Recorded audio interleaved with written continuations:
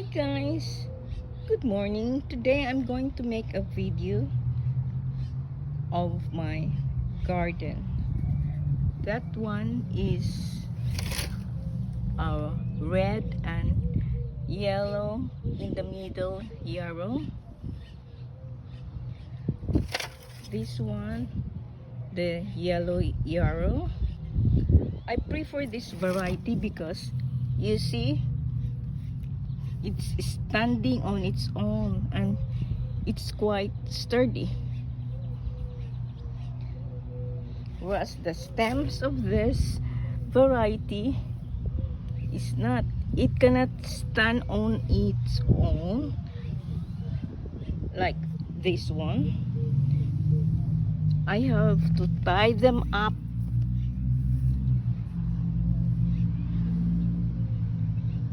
I combine here different colors of petunia: dark pink, light yellow. I have not seen a dark yellow petunia, and red. Basil.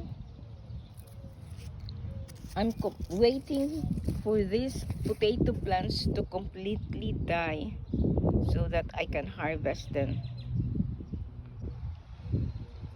These fuchsia colored roses need to give me some blooms again. Black raspberry, catnip,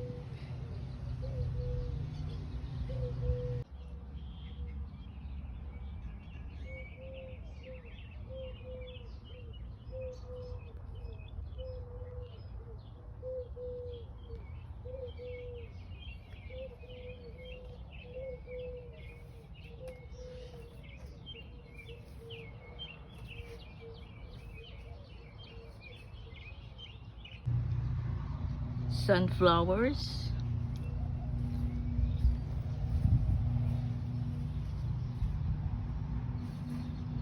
Swiss chard,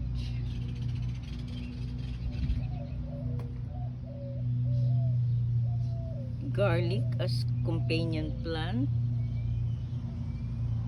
cosmos,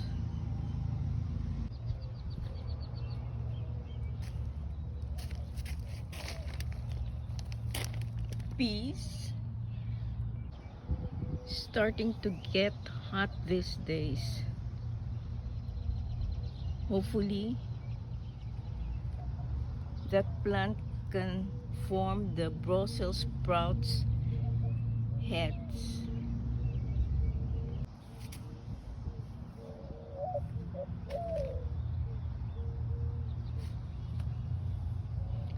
Broccoli side shoots,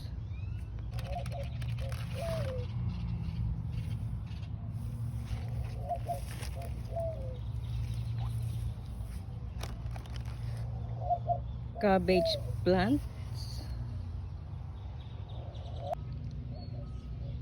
You know when the cabbage is ready to harvest, when you see the cabbage head and it's hard when you press it. See, there's an opening. Cabbage head. This one, you do not see the cabbage head yet, and it's loose.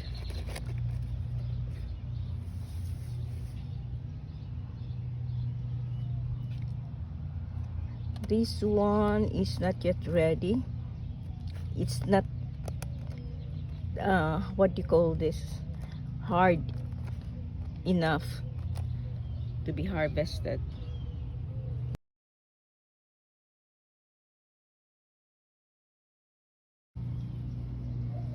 Strawberry bed.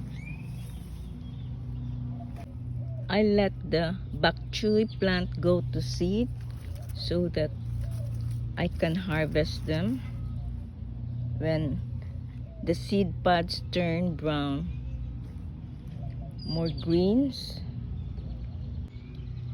I planted strawberry in this laundry bag and it produced many runners, oriental lilies, napa cabbage, 4 o'clock. I planted eggplant together with some flowers.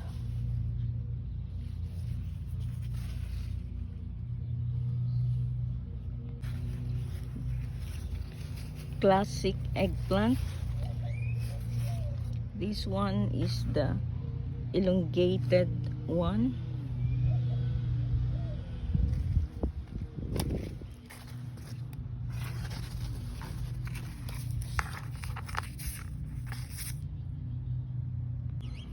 I like this dwarf tomato so much because the fruits are bigger.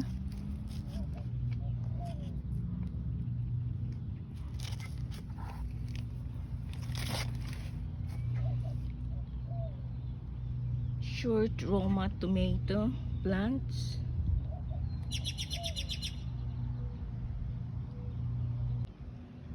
Those napa cabbages need to be pulled out. I let this radish bloom so that I can harvest some seeds. More broccoli side shoots. Is this plant going to form the Brussels sprouts properly? They seem like loose heads. Bush beans. More oriental flowers. Borage. I only planted the purple one, but last year I saw some white flowers. This time I see some pink. Lemon balm. Cucumber.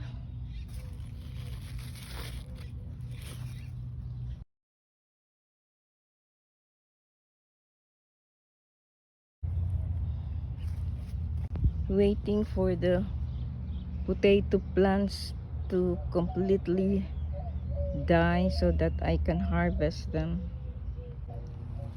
Zipperan rose. It's a climbing rose and thornless. Peach swirl roses.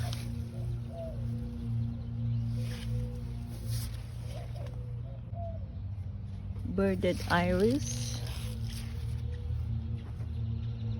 Fig tree.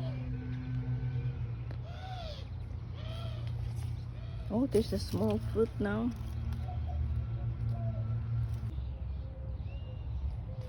Bonfire salvia. Sea holly. Apple mint. Cucumber. Spearmint. Dwarf everbearing mulberry. Gazania. Acorn winter squash. Butternut squash. Sunflower. I don't know what variety of squash is that. Eggplant at the back of this cosmos plant.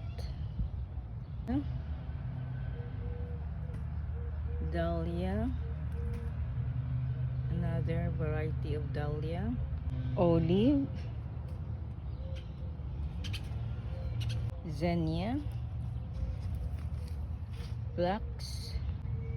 I planted 3 shrubs of the first prize roses in that pot. Peony, rosemary, begonia, bleeding heart, columbine. I clean up this portion of the strawberry bed. More strawberries there that need to be cleaned up. Chamomile, cucumber. I planted mostly pepper plants in that vertical bed, or rather vertical planter. Tomato,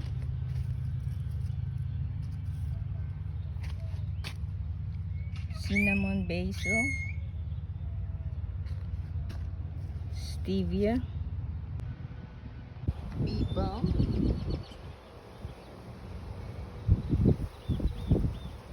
Shasta daisies, petunias,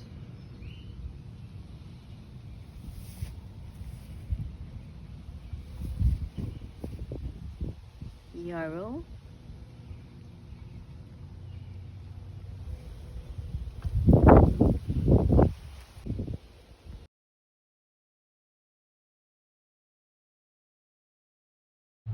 three moonlight in Paris rose plants were planted in this area in a triangle form.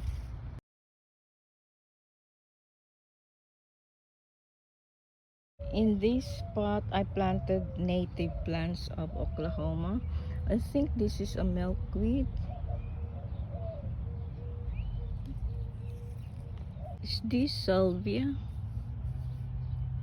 I forgot the name of this one. I bought them from a flower festival in Oklahoma City.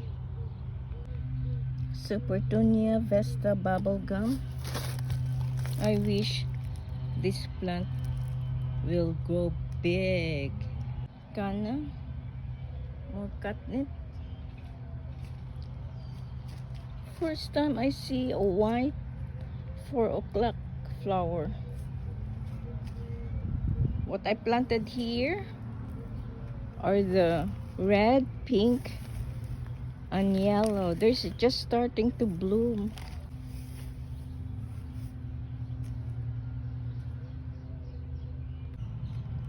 Bell pepper plants. I have some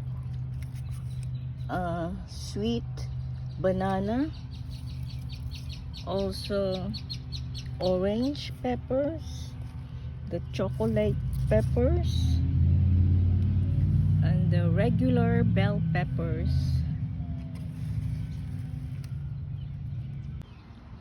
Peach tree where the fruits are wrapped or enclosed in an organza bag.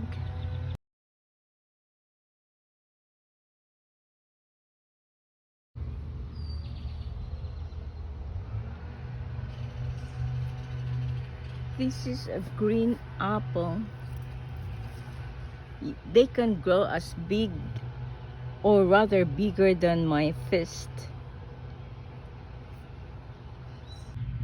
I planted the dwarf, the regular green okra, and the burgundy ones. More okra plants hidden. Plum, cantaloupe, honeydew,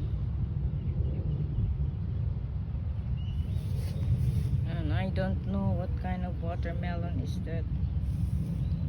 Red canna, the Asian string beans. I planted some garlic and onions under the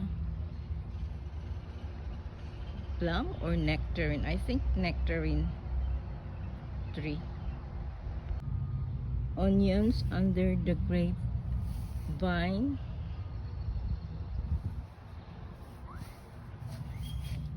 Cucumber. I hope that hollyhock seedling there will survive. potato. In this bed I have two huge, or what you call giant, cabbage. I hope I can harvest you in a nice looking cabbage head. Brussels sprouts, more broccoli.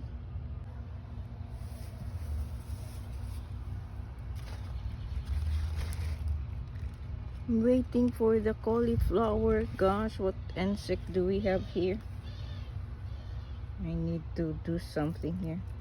Oh, that's a cucumber beetle.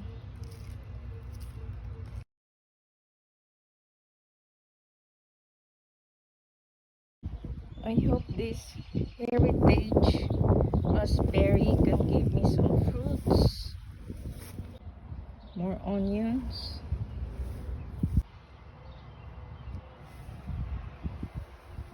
Grapevine.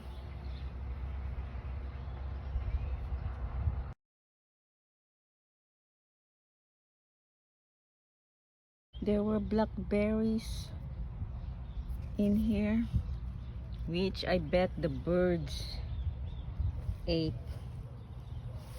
Corn.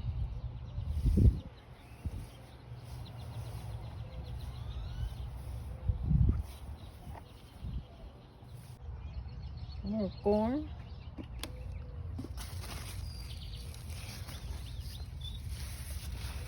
Squash.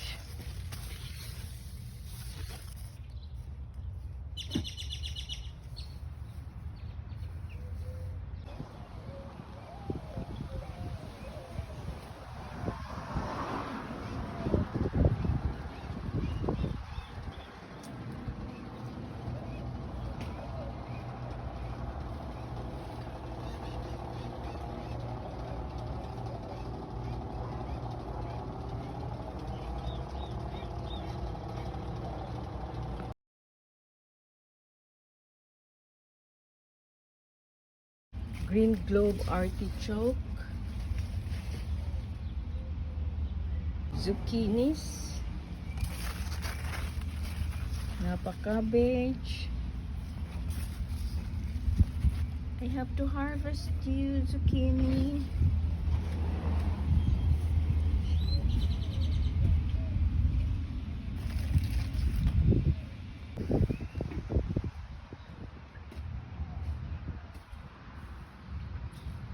The petunias planted here were not able to survive the heat.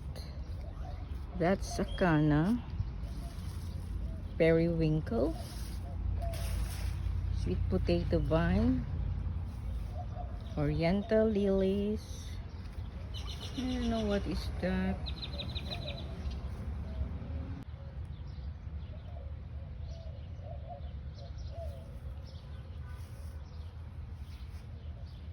I left these lettuce plants to seed so that I can collect the seeds. I don't know if I still can. Are these salvias? Sedum. Red hackbopper. The color of the flower is supposed to be, the top one is yellow and the lower portion is red.